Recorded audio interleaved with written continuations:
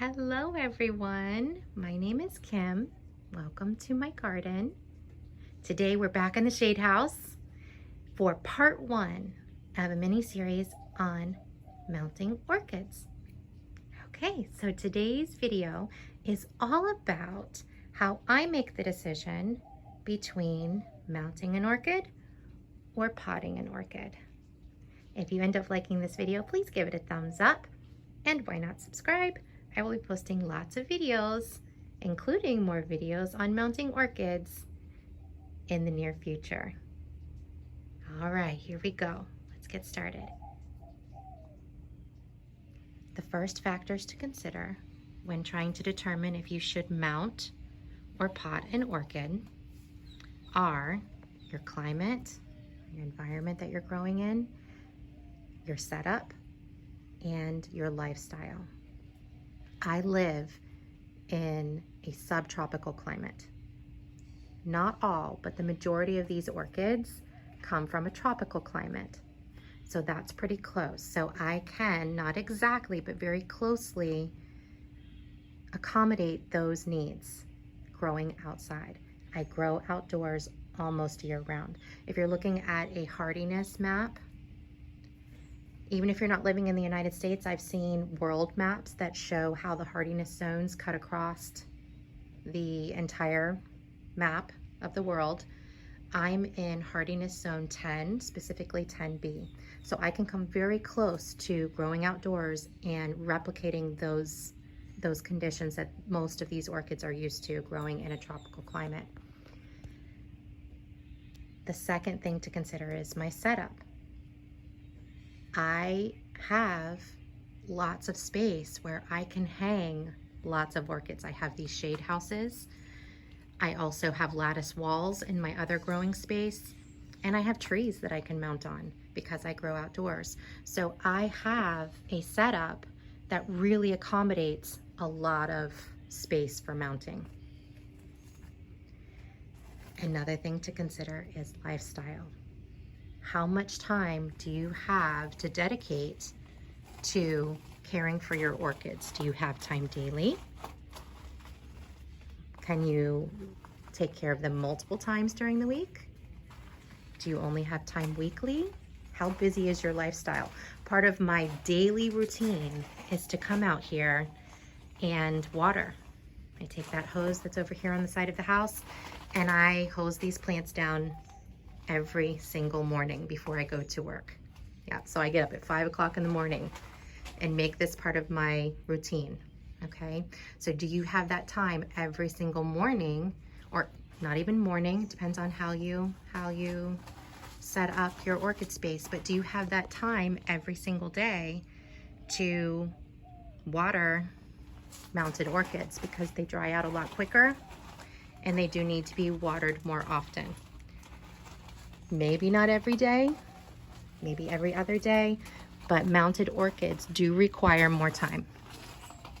Okay, now you can grow indoors and still have mounted orchids.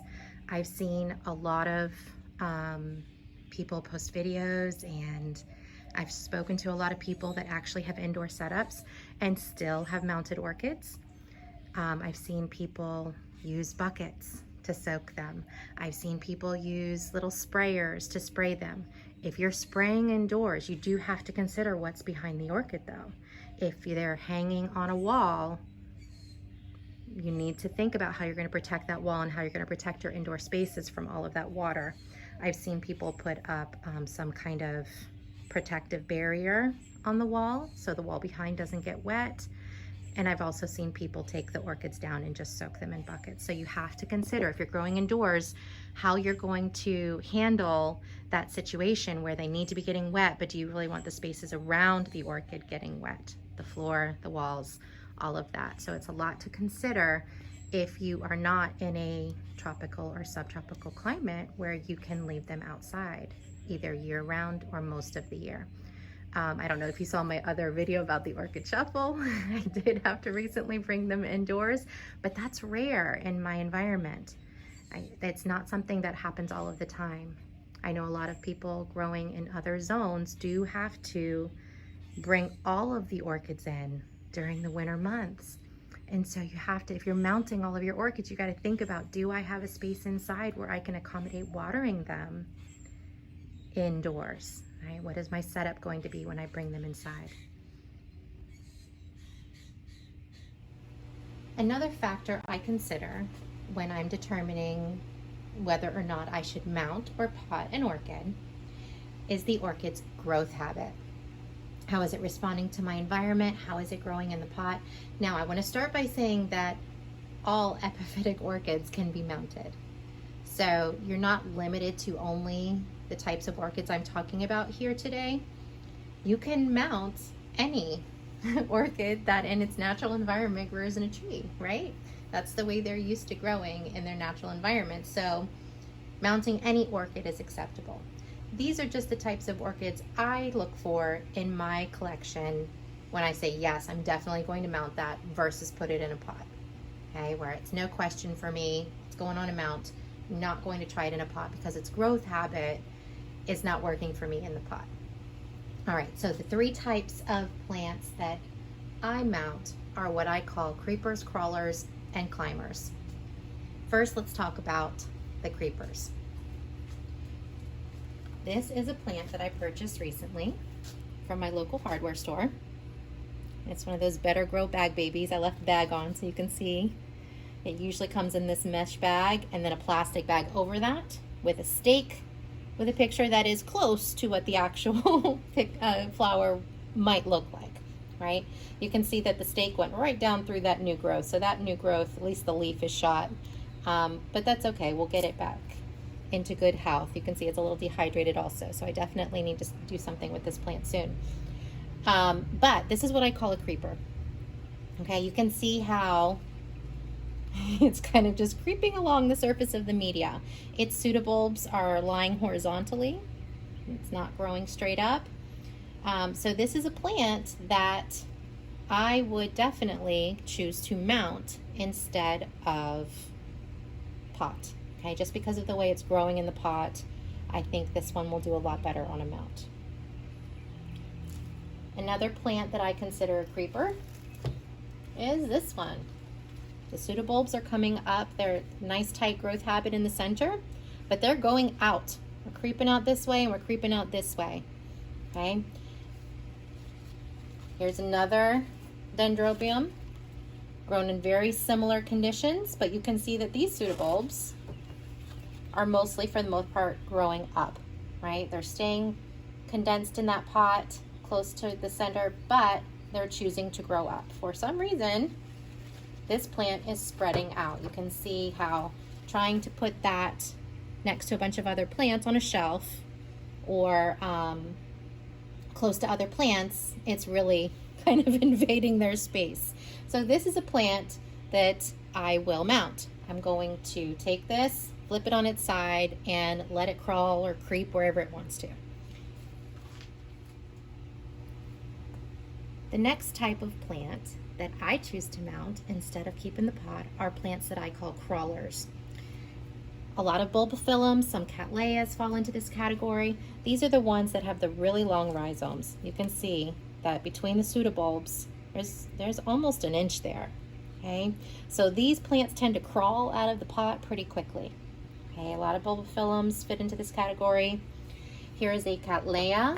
Now this plant, okay, so you can see if I hold it sideways, the way it would traditionally be in a pot, it was crawling right out of the pot. Okay, you can see it's even climbing a little bit. This part of the rhizome is taller than this part, but this plant did not want to be in the pot. It was crawling right out. So I turned it on its side and mounted it in the pot sideways. Just laid it in this flat pot, put it on some hangers, and decided to let it crawl where it wants to. Okay, so those are my two examples of some crawlers. Some plants that are just crawling right out of that pot. It's going to be difficult to keep them in there long term. And if you think about shelf space, this plant was starting to invade other people's space, right? Other plant space. They were saying, let me in, right? They were not staying in their own personal space. And the last type of plant that I would definitely mount instead of pot is what I call a climber. Okay, so this plant, I already have it ready to be mounted. You can see that its rhizome starts way down here and it is climbing up in this direction. If I tried to pot that with the rhizome right on the surface of the medium, it would look like this. Okay, so this is one that I am definitely, because the rhizome, let me turn it this way so you can see it a little better. This plant, the rhizome starting down here, is climbing right out of the pot. Okay, so this one I am going to mount. Okay, so I've got my wood slat here. This is a piece of cedar. It's got a smooth side. This piece was actually planned for somebody's floor. I just bought a really big panel and cut it up into a bunch of smaller pieces, drilled a bunch of holes in it, and I'm turning it on the rough side so the roots have something stronger to, or a little more textured to hang on to. And I'm just going to place it right down here at the bottom. I'm putting the growing side towards the wood. Now, again, this depends on your growing environment. For me, I do not put anything underneath that plant. I want the roots to reach out and touch that mount. Okay, I don't want anything hindering it or anything in the way. I don't need to put, this is a Cattleya. It does very well with getting really wet and then having time to dry out the way I water my mounts. And I don't need any moss. I don't need anything else there to help keep those roots moist. It does really well with that wet dry cycle. So I am not putting anything around the roots either. I'm just going to put that right on the wood with the growing side toward the mount. Put the zip tie through one of the holes. Get it down through a couple of the pseudobulbs here.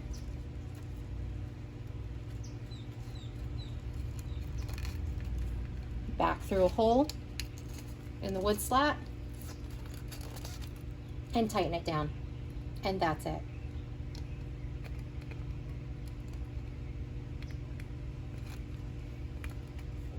So that's the way I mount most of my orchids, especially the Cattleyas, is bare root, nothing in between the roots and the mount. With a zip tie, I've tried lots of different ways to tie them down. Thank you, Natalia, from Just One More Orchid. I saw her use a zip tie and I'm like, yep, that's for me. That's quick, it's easy, that zip tie is not going to break down too quickly. I tend to leave my orchids mounted longer than I think they need it because I just want to make sure they're really secure. So when we walk through my garden, you'll see a lot of the wires and the zip ties still on there, probably longer than they need to. The root system's already really established and really attached, but I just give them that extra support. I leave the zip tie on there probably for about a year, okay, to really give them that extra support and make sure they are established and comfortable before I take away their support. But that's it. So this climber has a new home on this mount. I'll put a little S-hook up here on top and hang it in the shade house. So here we are back in the shade house to wrap it up and say thank you for watching. If you liked this video, please give it a thumbs up, and why not subscribe? I'll be posting lots of videos about my orchid collection and how I grow here in my subtropical climate.